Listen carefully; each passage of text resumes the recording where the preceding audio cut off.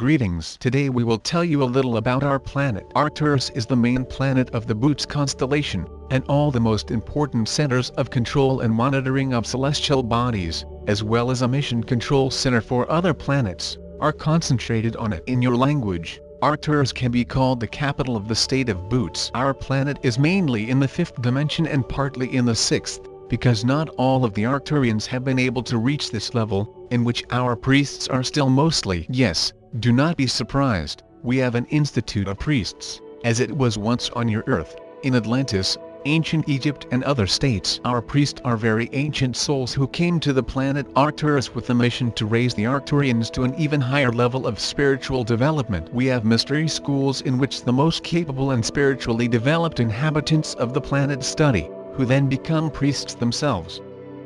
If we talk about the social order of our society, then, to put it in your language, it can be called monarchist socialism, because it is based on equality and fraternity, but it is headed by the High Priest, which embodies the divine principle for all the inhabitants of Arcturus. This is an ancient and wise soul that came to our planet a long time ago and absorbed all its features. It is a 7th density being, which is the catalyst of the divine energies of the highest vibrations entering the planet Arcturus. It concentrates them in itself and then redistributes in such a way that they harmoniously and expediently flow into the life of our planet, and that every inhabitant of Arcturus receives those portions of energy and in such a composition that he needs right now for his spiritual and physical development. This is a rather complicated process, but believe me, this way of energy supply is fully justified and maintains the energy balance on our planet. Due to this, the transition of the Arcturians from the 5th dimension to the 6th one proceeds smoothly and harmoniously, without sharp jumps, since there is no overdose by the energies of high vibrations. Outwardly, those who are in the 5th dimension and in the 6th differ little from each other, but the higher the level of vibrations, the easier it is for us to control our bodies and change them by the power of thought. The bodies of the 6th dimension become more rarefied and luminous, since the light crystals of which they consist begin to shine through them. Our appearance is a little different from yours, because we have a strongly developed third eye, with which we communicate with each other telepathically. For those who have already moved into the 6th dimension, it shows up even externally. Our skull is more elongated, and the average height is at least 2 meters. We can easily change the shape of our body, hair, clothes, creating all the power of thought. The landscape of our planet resembles yours a little, but we have more plateaus and houses, which we can also build with the power of thought. Most often are a continuation of the landscape of the area. They almost merge with nature and have soft, smooth forms. Our civilization is highly developed technically. We have aircraft that can move easily throughout our galaxy. If you wish, you can see our ships, because lately we are often in near-Earth space, tracking the changes taking place on Earth. As members of the Galactic Federation of Light, we gladly agreed to help Earthlings in their transition to a new level of their development. We are ready to share with you our experience of transition from one dimension to another, as well as the technologies you need to build a new life. You can rely on us all, our dear brothers and sisters. The Council of Elders of the planet Arcturus has spoken to you. We are changing deep inside of ourselves, and at the same time we are becoming the Ami that we always were but thought we were making it up or imagining it. However, what we had thought of as our imagination was really a deep doubt about the self that we were also experiencing when our consciousness expanded to 5th dimensional brainwaves. However, our first experiences were often when we were young children, and our imagination always told us about other worlds. In fact, for many years we wore our 3rd dimensional human container. However, we did not resonate to the time of the 5th dimension, so we still thought we were just human. Often we felt like we were in their time and wondered about the other worlds that lived in our dreams and imagination. We thought there was a boundary between our world and the other world we experienced in our dreams and imagination. Perhaps it was that boundary between our human self and the other world that made us homesick for something that did not exist in our current reality. It was that boundary that made us more and more curious about the other world, that made us continue onward with goals that we had never thought we could achieve. However, we did achieve much more than we thought we could, or that others told us that we could not achieve. We continued on by reminding ourselves again and again that, I will not allow myself to forget this other world, which we could only perceive via what we have been told was just our imagination. Fortunately, over time, we had more and more versions of our Earth life developed, which made us curious as to how, when and where, one would somehow be in or experience a higher frequency of reality. Yes, somehow we realized that the other world was actually our present world, but it resonated to a higher frequency of reality. Then, we began to realize that we could begin to be in an energy field that was totally unique to our daily life, but also very familiar. Gradually, we began to realize that we were in a higher energy field.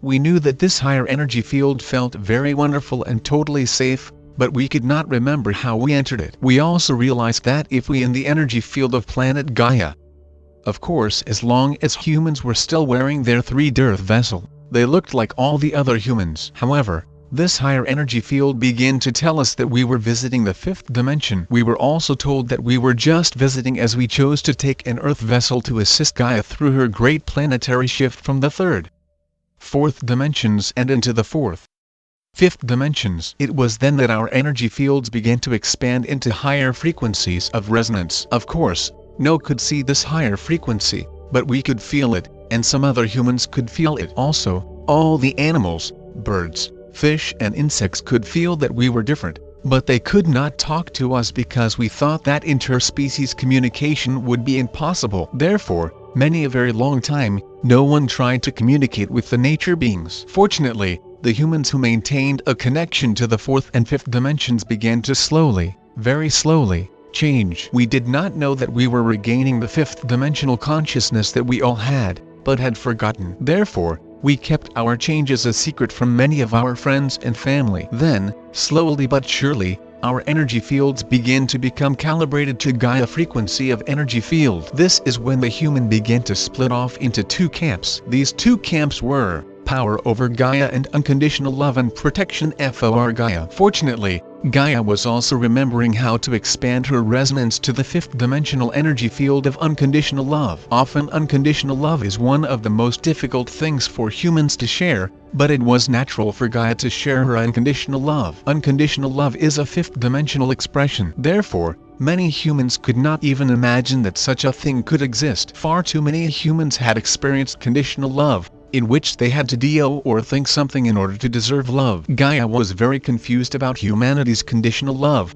but she soon experienced it as humans began to destroy her planet for their own selfish needs, which was usually money. However, Gaia had no concept of conditional love, and nor did the galactics who took human Earth vessels in the 3rd, 4th dimensions in order to assist Gaia. It was then that Gaia realized that she was a teaching planet, and it was her planetary duty to mirror the humans' actions. Hence, when humans sent Gaia love and caring, Earth was beautiful, safe and able to provide all the humans needed. On the other hand, when humans treated Gaia like a thing and destroyed huge parts of her pristine planet for their own personal gains, Gaia became sick. She could no longer control her weather, which was overtaken by the fear, anger, selfishness and greed of the humans. Gaia had volunteered to be a 3rd dimensional ascension school, but too many humans disregarded the greater needs of the planet that had provided them with a home. Instead, these humans thought only of themselves, their own selfish desires, and the need to have power over others. These humans knew nothing about unconditional love, and if they gave love at all,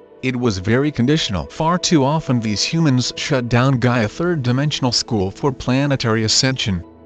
Unconditional love is often the most difficult and inconceivable concept for humanity. Fortunately, as more and more galactics took human Earth vessels to assist Gaia, some humans began to understand the concept of unconditional love. Of course, putting that concept into action was a different thing. When there was unity and oneness within the human's own consciousness and their 5th dimensional origins, they were able to at least remember on and off the 5th dimensional expression of their own multidimensional self. They also remembered that when there was unity and oneness within their own self, they could more easily remember how to share unity and oneness with others. Often they began the sharing with animals, garden, waterways, trees, and other nature beings. They did this because nature seemed to love them back, which many humans were unable to provide. However, those who experienced the unity began to have more and more memories of another, higher dimensional reality. They could vaguely remember that world, but the memory seemed to slip easily from their consciousness. When that occurred,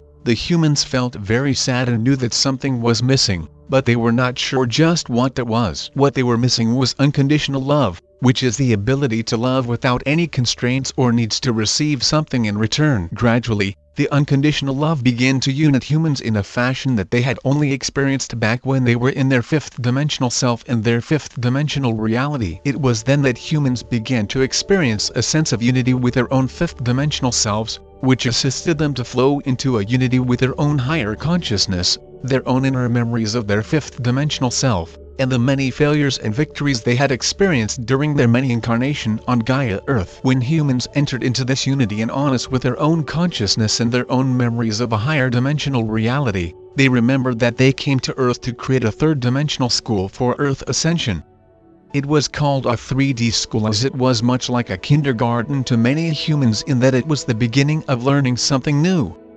Gaia Kindergarten was also the next, higher frequency beyond the lower third and fourth dimensions that so many had to visit in order to remember. And what did they need to remember? They needed to remember their true multidimensional self and why they had chosen to come to Gaia Earth. Fortunately, more and more humans graduated from that kindergarten and swiftly expanded their consciousness into higher and higher frequencies. It was then that the concept of a higher dimensional consciousness came into the thoughts of the humans who were learning power within, and forgetting about any old concepts of power over. This higher consciousness reminded to humans to take care of their brain power and to use its service to others, and most important for service to Gaia. This higher consciousness allowed the humans to remember their higher connections with their fifth-dimensional self, which we always forgotten when their conscious was lower. This higher consciousness reminded humans that they had only been using a very small percentage of their brain innate ability. Therefore, humans begin to walk in the woods, look and bless the many creatures in nature, and listen to their imagination not as a weird thing, but as a truth that had always been available when they allowed their consciousness to move into the higher frequencies. It was then that many humans began to discover their innate talents and higher dimensional thoughts, actions, dreams and meditations. Then the humans began to believe that they could do more for for Gaia and for themselves. When they focused more how they could serve others and serve Gaia, they found ways that they could contribute to raising the frequency of their world closer and closer into the fifth dimension, which was once far beyond their reach. They also realized that there was far more than just one version of assisting others and of assisting Gaia. It was then that each humans worked to expand their own consciousness and contributions to their world. As more humans remembered their own higher dimensional self, they began to remember their lives in the higher dimensions. It was then that they remembered that they were not just third-dimensional humans. One by one they were able to remember their own higher dimensional self who resided in higher dimensional realities, in starships and on other planets and other star systems. These beings, who now called themselves the Galactics, remembered that they could maintain their human vessel on Earth, and also live their own higher dimensional self in their own galactic home. These humans are not special, or better, or more trained. These humans are you in higher dimensional expression of your own multidimensional self.